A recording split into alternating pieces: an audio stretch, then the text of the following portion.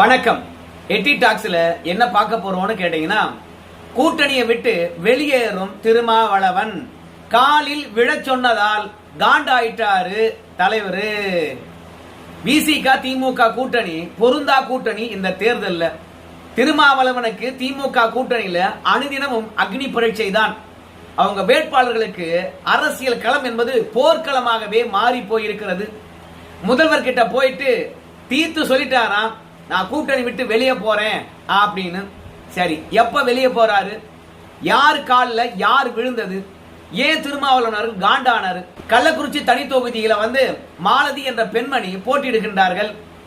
அவங்க சின்ன சேலத்துக்கு அருகாமையில் இருக்கக்கூடிய மேல் நாரியப்பன் கிராமத்துல அங்க இருக்கின்ற காங்கிரஸ் நிர்வாகிகளை சந்திப்பதற்காக போறாங்க. அங்க காங்கிரஸ் நிர்வாகி அவர்களை சந்திக்கின்ற தருணத்துல, என்னம்மா எதுக்கு வந்தீங்க எங்க ஊருக்கு அப்படின்னு விசிக வேட்பாளர் மாலதி கிட்ட கேக்குறாங்க. அண்ணே, நம்ம ஊர்ல வாக்கு சேகரிக்க வந்திருக்கனே அப்படின்னு சொல்லியிருக்கிறாங்க. அதுக்கு காங்கிரஸ் மூத்த நிர்வாகியை பொறுத்த வரைக்கும், இந்த ஊர்ல காங்கிரஸ் நிர்வாகி நான் இருக்கேன்ல, என் கீழே 300 ஓட்டு இருக்குது.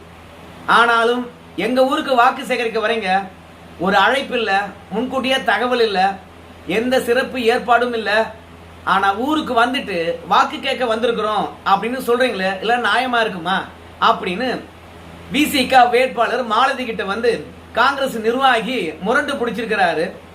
உடனடியாக, அண்ணே தப்பா நினைக்காதீங்கண்ணே, நேரம் இல்லனே, ஒரு ஊருக்கு போறோமா, பக்கத்துல என்ன ஊர் இருக்குதோ அந்த ஊர் சேர்த்தும் கவர் பண்ணிடுறனே, அந்த மாதிரி தானே உங்களுக்கு தகவல் சொல்ல முடியாம போயிடுச்சுனே, மன்னிச்சிடுங்கண்ணே அப்படின்னு சொல்லியிருக்கிறாங்க. உடனே காங்கிரஸ் நிர்வாகியை பொறுத்த வரைக்கும், என்ன அண்ணேன்னு என்னுடைய பவர் என்னன்னு தெரியுமா? எனக்கு ஒரு வார்த்தை சொல்ல மாட்டீங்க, ஜெயிக்காத முன்னாடியே இப்படின்னா ஜெயிச்ச பிறகு எப்படி இருப்பீங்க? 300 ஓட்டு பார்த்து அப்படின்னு சொல்லிட்டு வேட்பாளரை மிரட்டி இருக்கிறாங்க. உடனடியாக கள்ளக்குறிச்சி தனி தொகுதியினுடைய விசிக வேட்பாளர் மாலதி அவர்கள் பொசுக்குன்னு காங்கிரஸ் நிர்வாகி காலில் விழுந்துட்டு இருக்காங்க. அண்ணே மன்னிச்சிருங்கண்ணே, இனிமே நடக்காதுனே அப்படின்னு சொல்லியிருக்கிறாங்க. இப்ப காலில் விழுந்து என்ன பிரயோஜனம்? ஒரு மனுஷனுக்கு மரியாதை கொடுக்கணும் உனக்கு சுத்தமா தெரியலையே, போ உன் வேலையை போய் பாரு அப்படின்னு காலில் விழுந்த பிறகும் காங்கிரஸ் நிர்வாகியை பொறுத்த வரைக்கும் இறங்கி வரவே இல்லை. உடனடியாக காங்கிரஸ் நிர்வாகியை சமாதானப்படுத்துறதுக்காக வேட்பாளருடன் கூட வந்தவங்க எல்லாம் அண்ணே ஏன்னே போச்சுக்கிற, நம்மளுக்குள்ள என்னென்ன பிரச்சனை, வாங்கண்ணே போலாம், என்னென்ன சாப்பிடுறீங்க அப்படின்னு அழைக்க, டேய் மூடிக்கிட்டு போடா, உன்னையாரா கூப்பிட்டது, அண்ணையா நொன்னேவா, ஏண்டா இத்தனை ஆண்டு காலமா இந்த ஊர்லயும் சரி தமிழ்நாட்டிலும் சரி அரசியல் பண்ணிட்டு இருக்கோம், நீங்க தருகின்ற மரியாதை இது அட, போட காலில் விழுந்தா மட்டும் எல்லாம் ஓட்டு விழுந்துருமா, கிளம்பி போ.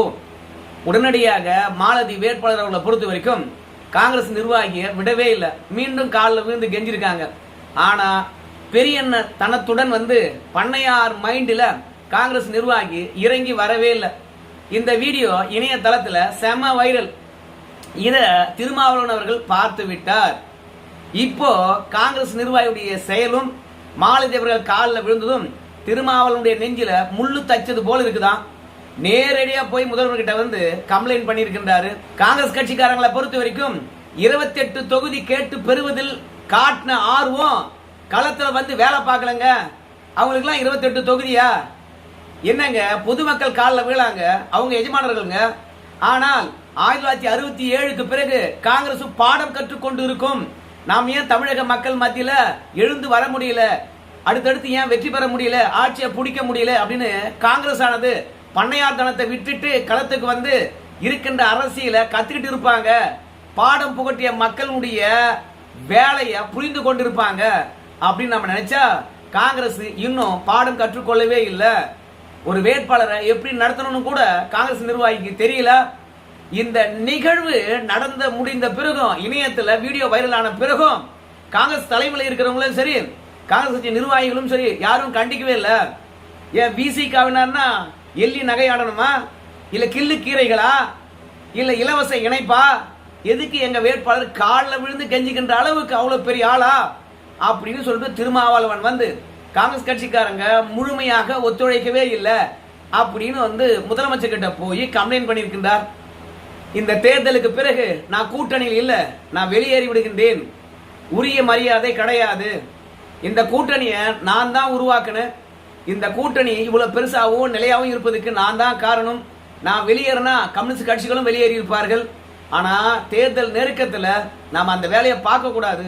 இது கூட்டணி உருவாக்கிய நமக்கே பாத்தீங்கன்னா சாபமா போகும். அதுக்கப்புறம் நம்மளே விமர்சனம் பண்ணுவாங்க. ஆண்டு காலமாக இந்தி கூட்டணியை உருவாக்குனதுல என் பங்கு இருக்குன்னு நான் சொல்லிட்டேன். ஆனா இந்த கூட்டணி உடையத்துக்கு நானே காரணமா இருக்கக்கூடாது என்ற ஒரே காரணத்துக்காக தான் இத்தனையும் தாங்கிட்டு இருக்கிறேன்.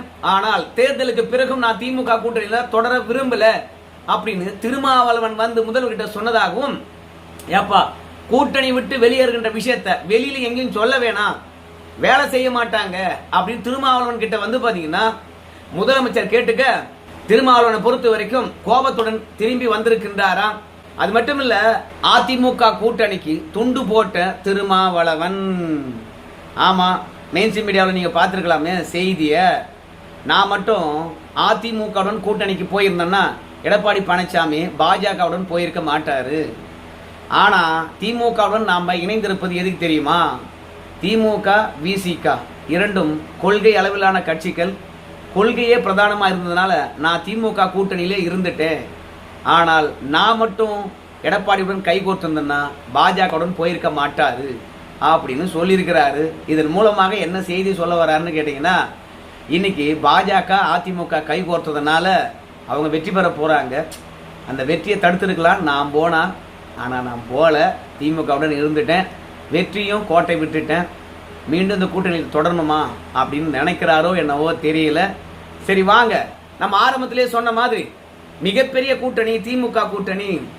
இது மெகா கூட்டணி, கொள்கையால் உருவான கூட்டணி அப்படின்னு சொல்றாங்கல்ல. இந்த மெகா கூட்டணி என்ற விஷயம் எல்லாம் காகிதத்துல தான் இருக்குது போல இருக்குதுங்க, களத்துல இல்லவே இல்லை. ஏன் தெரியுமா? ஒவ்வொரு கூட்டணி கட்சிகளும் இன்னொரு கூட்டணி கட்சி வேட்பாளர் பிரச்சாரத்துக்கு யாரையும் அழைப்பதே கிடையாதாம்.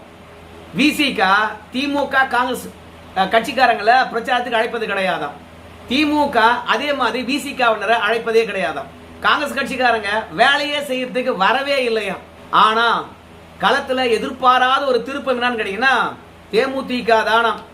கடைசியில திமுக கூட்டணியில தேமுதிக மட்டும்தான் மிஞ்சும் போல இருக்குது அப்படின்னு ஒன் இந்தியாவில செய்தி வந்திருக்குது. ஏன்னா திமுக கூட்டணிக்குள்ள 9 கட்சிகள் 9 வருஷமா இணக்கமா இருந்து வந்தாங்களாம். செல்வாக்கு பெற்ற அந்த 9 கட்சிகளும் தன்னுடைய வேட்பாளர் எப்படியாவது வெற்றி பெற வைத்து விட வேண்டும் அப்படின்னு சொல்லிட்டு அவங்க மெனக்கெடுக்கின்றார்களாம். குறுகிய காலமே இருப்பதனால அந்தந்த கட்சி தலைவர்கள் அவங்க வேட்பாளர் அழைச்சிக்கிட்டு ஊரா போறாங்களாம். ஆனால் திமுக வேட்பாளருக்கோ காங்கிரஸ் வேட்பாளர்களுக்கோ விசிக வேட்பாளர்களுக்கோ அந்த கூட்டணியில் இருக்கக்கூடிய தலைவர்கள் தனித்தனியாவோ இல்ல ஒரு நாள் தொகுதிக்கு பிரச்சாரமோ இல்ல மேடை பிரச்சாரமோ எதுவுமே இதுவரைக்கும் பண்ணதே கிடையாதான். கடந்த 2024ல ஒற்றுமையா இருந்து எல்லாரும் ஒன்னா பிரச்சாரம் பண்ண மாதிரி இன்னைக்கு தமிழகம் முழுவதும் இண்டி கூட்டணியில் இருக்கக்கூடியவங்க யாரும் நெருக்கமாக ஒன்னா நின்று பிரச்சாரம் பண்ணவே இல்லையா. முதல்வர் தூத்துக்குடி என்றால் காங்கிரஸ் அப்படியே சென்னையா. இப்படி பிரிந்து பிரச்சாரம் செய்வது தொண்டர்கள் மத்தியில பெரும் அதிருப்தியை ஏற்படுத்தி இருக்கின்றதாம். கீழ்மட்டத்துல ஜெல்லு ஆகவே இல்லையா சுத்தமா. ஆனா பிரேமலதா விஜயகாந்த் பொறுத்த வரைக்கும் அப்படி இல்லையாம கூட்டணி கட்சிக்காரங்களுக்கும் பிரேமலதா விஜயகாந்த் அவர்கள் குரல் கொடுக்கின்றார்களாம். இன்னொரு விஷயம் தெரியுமா? திமுக கூட்டணியில் எத்தனை கட்சிகள் இருக்குது? இதுவரைக்கும் ஸ்டாலின் தான் முதலமைச்சர். திமுகவினர் தான் திராவிடம் 2.0 லோட் ஆகிட்டு இருக்குது. நாம தான் கண்டிப்பா 2வது முறையா வெற்றி பெறுவோம், 200 தொகுதிகளுக்கு மேலாக வெற்றி பெறுவோம் அப்படின்னு எல்லாம் சொல்லிட்டு இருக்காங்களாம். ஆனால் கூட்டணியில் இருக்கக்கூடிய எந்த கட்சியும் இந்த நொடி பொழுது வரைக்கும் திமுக வெற்றி பெற போது மீண்டும் ஸ்டாலின் அவர்கள் முதலமைச்சர் ஆக போறாரு, இல்ல அடுத்தடுத்து வருகின்ற தேர்தலில் திமுக மட்டும்தான் வெற்றி பெற போகுது அப்படின்னு இதுவரைக்கும் கம்யூனிஸ்ட் கட்சிகள், காங்கிரஸ், அதுக்கப்புறம் விசிக இந்த மாதிரி கட்சிகள் யாருமே ஸ்டாலின் மீண்டும் முதலமைச்சராக போறார் அப்படின்ற வார்த்தையை சொல்லவே இல்லையாம. விசிகாவுக்கும் திமுகவுக்கும் இருக்கக்கூடிய நெருடல் எல்லாருக்கும் தெரியும். ஏன்னா திருமாவளவனை பொறுத்த வரைக்கும் மாவட்ட அளவில் இருக்கக்கூடிய நிர்வாகிகளும் மாநில அளவில் இருக்கக்கூடிய நிர்வாகிகளும் ஒட்டுமொத்தமாக திமுக சார்பு நிலை எடுத்துட்டாங்க. இப்படி விசிகாவுடைய முன்னணி தலைவர்களும் மாநில மாவட்ட நிர்வாகிகளும் திமுக ஆதரவு நிலைப்பாடு எடுத்திருக்கின்ற காரணத்தினால திமுக தன்னுடைய கட்சியை உடைச்சிடுச்சு. திருமாவளவன் ஆதரவாளர்கள் திமுக ஆதரவாளர்கள் என்று சொல்லிட்டு கட்சியை 2ஆ உடைச்சிருக்கிறது. தேர்தலுக்கு பிறகு விசிக இரண்டா உடைய போதுல மாற்றமே இல்லை அப்படின்னு திருமாவளவன் மனசுல பட்டுடுச்சா. ஏன்னா திருமாவளவன் மட்டும்தான் பிரச்சாரம் பண்ணிட்டு இருக்காராமே. ஒரு மாவட்ட செயலருடைய ஒத்துழைப்பு இல்லை, ஒரு மாநில நிர்வாகியுடைய ஒத்துழைப்பு இல்லையா. அதுலயும் எல்லாரை விடவும் திருமாவளவனை பொறுத்த வரைக்கும் 234 மாவட்ட செயலாளர் போட்டிருக்காங்களாம். அப்படின்னா தொகுதிக்கு ஒரு மாவட்ட செயலாளர். ஆனா அவர் வாங்கி இருப்பது வெறுமனே 8 தொகுதி தான். 234 மாவட்ட செயலாளர்களும் இந்த 8 வேட்பாளருக்கு பின்னாடி நின்னாங்கன்னு வச்சுங்களேன், அதுவே பெரும் கூட்டமா இருக்குமா. ஆனால் வேட்பாளர்களை ஊர் ஊரா அழைச்சிக்கிட்டு திருமாவளவன் மட்டும்தான் போயிட்டு இருக்காராம். எந்த ஒரு மாவட்ட செயலாளரும் மாநில நிர்வாகியும் பாத்தீங்கன்னா வேட்பாளருக்கு பின்னாடி இருக்கவே இல்லையாம. அதனால திமுக நம்முடைய கட்சியை உடைத்து விட்டது, கூட்டணியில இருந்து கொண்டு கூட்டணி தர்மத்தை மீறியதே திமுக தான் அப்படின்னு திருமாவளவன் நினைக்கிறாராம். தேர்தலுக்கு பிறகு நம்ம கட்சி முழுமையா இருந்தா அதுவே பெரிய விஷயம் அப்படின்னு திருமாவளவன் நினைக்கிறாராம். அதனால வாங்கின 8 தொகுதியும் நம்ம எப்படியாவது வெற்றி பெற்று விட வேண்டும். இந்த வெற்றி பெறுகின்ற சதவீதம் அதிகரித்தால் திமுக நம்மள உள்ளவே வச்சிருக்கோம், நம்ம கட்சி மீது கை வைக்காது.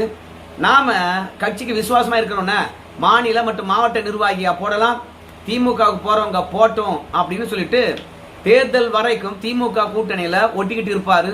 ரெண்டாவது சண்டையோ சச்சரோ பாத்தீங்கன்னா திருமாவளவன் அமைதியா இருப்பாராம். சோ தன்னுடைய கட்சி உடைந்து போனதை எண்ணி அனுதினமும் மனவேதனை அடைந்து கொண்டிருக்கின்றாராம். திருமாவளவனுக்கு இதுவும் வேணும், இதுக்கு மேலே வேணும். ஏன் தெரியுமா நான் சொல்றேன், இங்க பாமக உடைகின்ற பொழுது அவர் சொன்ன வார்த்தை நெஞ்சில முள்ளு குத்துற மாதிரி எனக்கும் இருந்தது. என்ன தெரியுமா, டாக்டர் ராமதாஸ் சாதி கட்சி வச்சு நடத்தினவராம். அன்புமணி ராமதாஸ் மட்டும் என்ன மாற்றம் என்ன, அவரும் சாதிக்கு தான் போராடுறாரு. சமூக நீதி எல்லாம் ஒண்ணும் கிடையாது அவங்க கிட்ட. ஓபிசிகளை எல்லாம் ஒன்றிணைத்தவர் தானே இந்த டாக்டர் ராமதாஸ். அதனால திமுக கூட்டணிக்கு ராமதாஸ் வரக்கூடாது. அவர் என்னவோ சமூக நீதி காவலர் மாதிரியும், அவர் ஜாதியை பார்க்காதவர் மாதிரியும், ஓபிசிகளை ஒன்றிணைக்காத மாதிரியும் அவரை திமுக கூட்டணியில இணைத்துக் கொள்ள வேண்டும் என்று முதலமைச்சர் ஸ்டாலின் ஆசைப்படுறாரு. டாக்டர் ராமதாஸ் வந்தாலும் சரி, அன்புமணி வந்தாலும் சரி, விசிக வெளியேறிவிடும். ஜாதி கட்சியான பாமகவும் மதவெறி பிடிச்ச பாஜகவும் திமுக கூட்டணிக்குள்ள வந்தா நாங்க வெளியேறிடும்.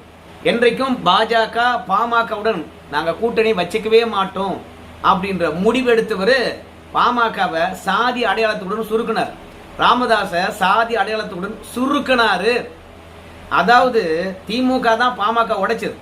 திருமாவளவனுக்கு நல்லாவே தெரியும், புள்ள ஜகஜால வேலையெல்லாம் காட்டுவான், நீங்க மயங்கடாதீங்க, முதலமைச்சரே உங்க பின்னாடி இருக்கிறாரு, அதனால உங்களுக்கு தேவையானது அத்தனையும் பாத்தீங்கன்னா சட்ட போராட்டம் நிகழ்த்தி பெற்று தருவாரு, கவலைப்படாதீங்க அப்படின்னு 2 முறை செல்வ பெருந்தகையை அனுப்பி இந்த திருமாவளவன் உத்தரவாதம் அளித்ததையும் நம்ம ஸ்டாலின் அவர்கள் உத்தரவாதம் அளித்ததையும் போய் டாக்டர் ராமதாஸ் கிட்ட சொல்லிட்டு வந்தாரு செல்வ பெருந்தகை. கவலைப்படாதீங்க, திருமாவளவனை முதலமைச்சர் சமாதானப்பட்டுருவாரு, உங்க பையன்கிட்ட சமாதானத்துக்கு போகாதீங்க, திமுக கூட்டணிக்கு வந்துடலாம். நம்ம திருமாவளவனை பொறுத்த வரைக்கும் டாக்டர் ராமதாஸ் கூட்டணிக்கு வர்றதை பத்தி அவர் எதுவும் சொல்லல. அதனால அன்புமணி ராமதாஸுடைய ஆணவத்தை அடக்கணும்னா முதலமைச்சர் துணை வேணும், நீங்க தனித்து நில்லுங்க, டாக்டர் ராமதாஸ் கவலைப்படாதீங்க, நம்முடைய திருமாவளவன் அவர்கள் ஓகே சொல்லிட்டாரு அப்படின்னு உறுதி அளித்ததன் காரணமாக டாக்டர் ராமதாஸ் அவர்களும் செல்வ பிறந்தகை சொன்ன செய்தியை கேட்டு பாமக 2 உடைச்சதும் பல முறை சட்ட போராட்ட நிகழ்த்தியும் மகனுக்கு எதிராகவே நின்னாரு. ஆனால் பாமக உடைவதற்கு மறைமுகமாக ஆதரவு தெரிவித்த திருமாவளவன் அவர்கள் இன்னைக்கு அவர் கட்சி உடைகிறது திமுகவால. ஏன் விசிகாவை சாப்பிட்டு சிரிச்சிருச்சு திமுக, அதுல இருக்கின்ற நிர்வாகிகள் திமுகவுக்கு தான் சப்போர்ட் பண்ணிட்டு இருக்காங்க. இப்போ தான் கட்சி உடைந்ததை திமுக நயவஞ்சகத்துடன் கூட்டணி இருக்கும் போதே உடைச்சதை திருமாவளவன் அவர்கள் ரசிக்கவே இல்லை.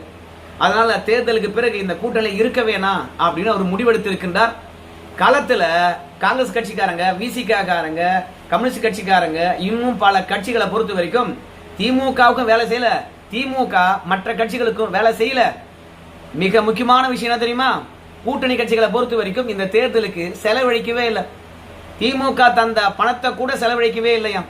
அதனால திமுக உடன்பிறப்புகளை பொறுத்த வரைக்கும் நாம கூட்டணி கட்சிகளுக்கு பிரச்சாரத்துக்கு போனோம்னா கையில் ஏதாவது தரணும் இல்ல, எங்க கிட்ட வாங்கி இருக்குங்கல்ல கோடிக்கணக்கான பணம், அதை எங்களுக்கு ஏன் செலவு பண்ணல அப்படின்னு திமுக தொண்டர்கள் கூட்டணி கட்சிகளுக்கு நெருக்கடி கொடுக்கின்றார்களாம். சோ இந்த நொடி பொழுது வரைக்கும் திமுக கூட்டணிக்குள்ள இருக்கக்கூடிய பூசலானது ஊருக்கே தெரிந்திருக்கிறது, ஒற்றுமை இல்லை.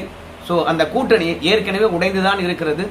வேட்பாளரையே காலில் விழ வைத்த காங்கிரஸ் கட்சிக்காரங்களுடைய அடாவடி தனம் என்கின்ற பொழுது திருமாவளவன் அவர்களால் சகித்துக் கொள்ளவே முடியலையா.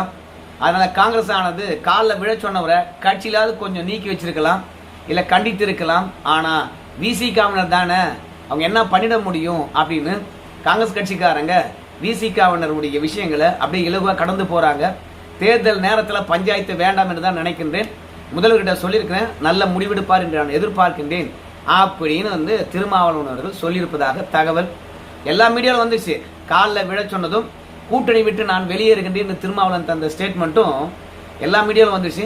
ஆனால் தேர்தலுக்கு பிறகு நிச்சயமாக திருமாவளவன் அவர்கள் வெளியேறுவார். அதனால தான் ஒரு தனி சின்னத்தில் நின்று இருக்கிறாரு. அதனால நிச்சயமாக அடுத்த தேர்தலுக்கு இன்னைக்கு இருக்கின்ற திமுக கூட்டணி முழுமையா இருக்காது.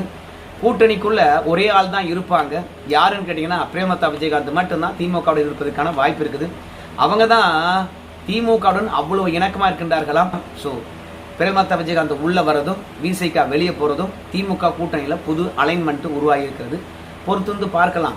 டைமுக்கு ஏற்ற மாதிரி அந்தர்பல்ட் அடிக்கக்கூடியவர் திருமாவளவன். அதனால அவர் பேச்செல்லாம் நம்ப முடியாது.